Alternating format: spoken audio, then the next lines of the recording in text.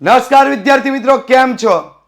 બસ બોર્ડની પરીક્ષાની તૈયારી કરી રહ્યા છો અને સરસ રીતે પરીક્ષા આપવા જવાના છો ત્યારે તમે જે પુરવણી બોર્ડમાં ભરવાના છો એ પુરવણીની એક વિગત તમને આ પરીક્ષાના પરિણામથી વંચિત કરી શકે. એટલા માટે જ અહીંયા ટાઇટલ આપ્યું છે કે એ વિગતની એક ભૂલ કરશે તમને ફેલ નહીં તો એ પરિણામથી વંચિત કરી દેશે.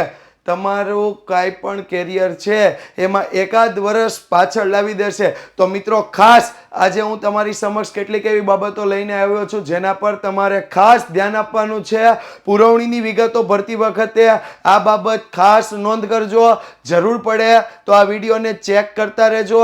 જરૂર પડે તો એક વખત તમે રફ પુરવણીમાં આ જ રીતે વિગત ભરવાની પણ ટ્રાય કરતા રહેજો.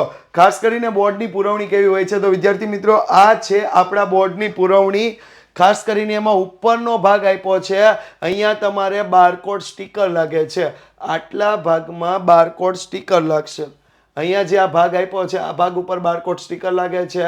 એના ઉપર આટલા ભાગ ઉપર ખાખી સ્ટીકર લાગી જાય જેથી કરીને અહીંયા તમારી જે કાંઈ પણ વિગત તમે લખી હશે એ કોઈને પણ દેખાણ નથી. તમારે ફક્ત આટલા જ ભાગમાં જે કાંઈ કરવાનું છે. જે કાંઈ વિગત ભરવાની છે બસ આટલા જ ભાગમાં ભરવાની છે. બાકી આ નીચેનો ભાગ પરીક્ષકના ગુણ, પરીક્ષકની સહી, નિમણૂક નંબર, સમીક્ષક એટલે મોડરેટરના ગુણ, કોઓર્ડિનેટરના ગુણ, બોર્ડની કચેરીના ઉપયોગ માટેનું હોય છે. નીચે વેરીફાયરની સાઇન ને બધું હોય. તમારે કાંઈ ધ્યાનમાં લેવાનું નથી. તમને મેં કીધું એટલી જ બાબતો ધ્યાન રાખવાની છે. અહીંથી એટલો વિભાગ તો આપણે એટલા જ વિભાગ ઉપર વાત કરી લઈએ. એટલો જ વિભાગ તમને આપ્યો છે જેમાં તમારી હોલ ટિકિટમાં દાખલા તરીકે કેન્દ્ર નંબર લખો 20 તો અહીંયા તમારે લખવાનું છે 20. તમારી જે કાંઈ પણ સાઇન આવતી હોય તમારે જે કાંઈ પણ હોલ ટિકિટમાં જે સાઇન કરી હોય સાઇન કરવાની છે. 10માના વિદ્યાર્થીઓ હોય એનો બેઠક નંબર અહીંયા G થી સ્ટાર્ટ થતો હોય 1 2 3 4 5 6 7. 12માના વિદ્યાર્થીઓ હશે તો એનો બેઠક નંબર G થી જ્યારે સ્ટાર્ટ થતો હોય તો વચ્ચે શું આવશે? ડેશ આવશે, કારણ કે એને 6 આંકડાનો નંબર હશે. વિદ્યાર્થી મિત્રો હું 10માના વિદ્યાર્થી મિત્રો માટે ખાસ કહીશ કારણ કે એ લોકો પહેલી વખત પરીક્ષા આપવા માટે જઈ રહ્યા છે તો એણે કઈ રીતે લખવાનું એ તો અહીંયા એણે લખવાનું એ, પછી લખવાનું 1 અથવા 1, 2 અથવા 2, 3 અથવા 3, ગુજરાતીમાં પણ લખી શકો, 4 અથવા 4, 5 અથવા 5, 6 અથવા 6, 7 અથવા 7. આ રીતે તમે તમારા આંકડાઓમાં નંબર લખવાના છે. બીજું અહીંયા તમારે કાંઈ નથી કરવાનું. તમારા સુપરવાઇઝર આવીને સાઇન કરશે. અહીંયા જે તે વિષય દાખલા તરીકે તમે ગુજરાતીની પરીક્ષા આપો છો તો અહીંયા લખવાનું ગુજરાતી અને એનો કોડ નંબર 001. હવે જો પરીક્ષાની તારીખ અહીંયા તમારે લખી નાખવાની 11/3/2024 અને અહીંયા તમારે જવાબની ભાષામાં લખી નાખવાનું ગુજરાતી. ખાલી ઇંગ્લિશ હોય ત્યારે જ અહીંયા ઇંગ્લિશ લખવાનું છે.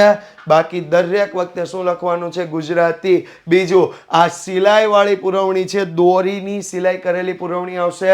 ત્યારબાદ આ મુખ્ય જવાબ વહી છે એની પાછળ તમે જેટલી પણ સપ્લિમેન્ટરી બીજી પુરવણી જોડો છો, દાખલા તરીકે તમે એક મુખ્ય જવાબ વહી પાછળ 2 પુરવણી જોડો છો તો પાછળ 2 લખી કુલ ટોટલ અહીંયા 3 એટ ધ એન્ડ કરવાનું છે. બીજું બારકોડનો આટલો ભાગ ખુલ્લો છે, આના ઉપર કોઈ લીટો કે કાંઈ કરવાનું નથી. બીજું આ બધા જ ભાગ ખુલ્લા છે. આટલા ભાગમાં ખાખી સ્ટીકર લાગી જશે. આટલા ભાગમાં ખાખી સ્ટીકર લાગી જશે. હવે તમારો નંબર, કોઈ દેવી દેવતાનું નામ, કોઈ પણ વસ્તુ અહીંયા ક્યાંય લખવાની નથી. તમારી જે વિગત હતી અહીંયા જ લખવાની છે વિદ્યાર્થી મિત્રો. એટલે ખાસ કહું છું કે કોઈ પણ આઈડેન્ટિટી જાહેર થાય એવી કોઈ પણ વિગત જાહેર નહીં કરતા, નહીંતર તમને કાયદેસર રીતે તમે ચોરી કરવા ઈચ્છો છો એવી ભૂલ ગણી અને બોર્ડ પરીક્ષાનું પરિણામ સ્થગિત કરવાથી લઈને ઘણી બધી સજાઓ સુધી લઈ જઈ શકે છે. તો વિદ્યાર્થી મિત્રો આટલી જ વિગતો સાથે કહેવા માંગુ છું કે પુરવણીમાં કેવી રીતે વિગતો ભરવી એની ટ્રાય 1-2 વખત ઘરે પણ પુરવણી, રફ પુરવણી લાવીને કરતા રહેજો અને નો સમજ પડે તો આ વિડીયોને જોઈને પણ કરતા રહેજો. Thank you.